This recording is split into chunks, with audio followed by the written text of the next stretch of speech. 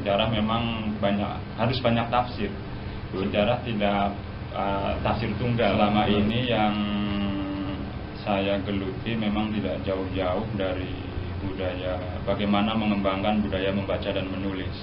Kebetulan saya dan Bunda Jagi Cairatuga di Sanggar Kepenulisan Pena Ananda lebih banyak bergiat di situ, termasuk juga melakukan upaya penambahan literatur terkait buku yang saya tulis terkait kesejarahan Majapahit.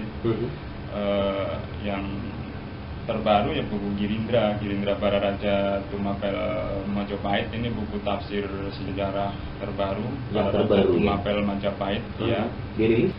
Dalam buku ini yang menarik adalah saya memunculkan berita sejarah tentang lokal Tulungagung, seperti yang sudah tadi disampaikan oleh Pak Bambang terkait keberadaan sosok yang sangat besar dalam sejarah Majapahit, bahkan dalam sejarah Nusantara, yaitu Gayatri yang sekarang pendarmaannya ada di Boyolali. Itu juga ada termuat dalam buku Girindra, karena Gayatri selain menjadi tokoh sejarah nasional, itu juga menjadi tokoh sejarah lokal Tulungagung. Ini yang luar biasa. Itu buku ini saya kerjakan hampir 3 tahun. Kalau untuk buku yang non fiksi yang tafsir sejarah baru ini, dan kemarin saya membantu teman-teman dari pemerintah Desa Panjerejo menyusun buku sejarah dan budaya Desa Panjerejo, Kecamatan Rejo Tangah. Buku Girindra menarik karena ini memunculkan banyak berita baru, tafsir-tafsir baru yang selama ini belum banyak dibicarakan, belum lingkungan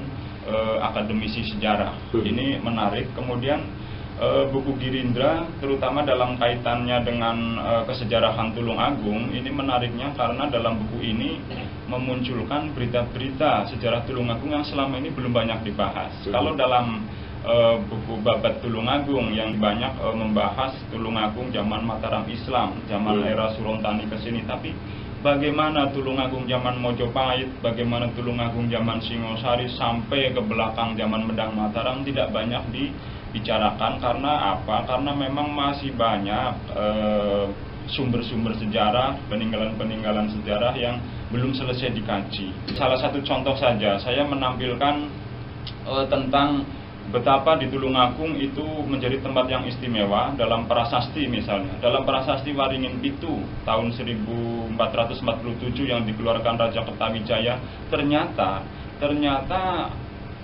ayahnya Raja Hayam Wuruk itu didarmakan di Tulungagung, itu di Waringin Pitu. Itu juga tidak banyak diketahui terutama oleh masyarakat Tulungagung dan anak-anak didik kita, adik-adik kita di sekolah. Itu perlu kiranya segala berita-berita sejarah yang ada di Tulungagung yang selama ini belum banyak didokumentasikan, perlahan-lahan mulai kita dokumentasikan dalam bentuk buku, kemudian kita kenalkan untuk dibaca terutama oleh masyarakat Tulungagung, dan sedapat mungkin harus masuk ke lingkungan pendidikan.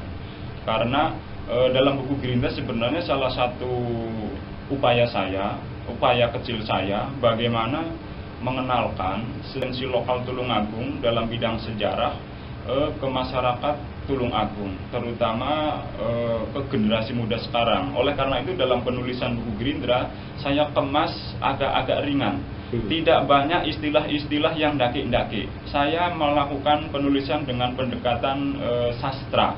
Jadi ini akan sangat beda dengan penulisan buku sejarah dalam lingkungan akademik.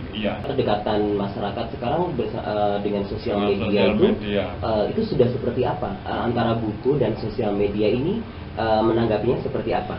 Ya, dan alhamdulillah buku Girindra memang menempuh jalan hidup independen. Kami terbitkan secara mandiri. Kami kebetulan di Sanggar Kepenulisan Pena Ananda punya satu unit penerbitan, penerbit Pena Ananda Indie Publishing. Itu kami biayai sendiri, kami distribusikan sendiri, dan selama ini pendistribusian buku Girindra itu lebih banyak roadshow ke beberapa kota di Jawa Timur, Jawa Tengah, Jogja, Tujuannya apa? Buku Girindra diharapkan membuka ruang diskusi terkait kesejarahan. Misalnya di Jombang, dengan hadirnya buku Girindra, karena ini menampilkan kesejarahan Busindok, maka Jombang akan terbuka tentang kesejarahan Busindok dan Jombang. Itu kurang lebihnya. Jadi selama ini pendistribusian atau peredaran buku Girindra lebih banyak roadshow dan melalui terutama memanfaatkan media sosial.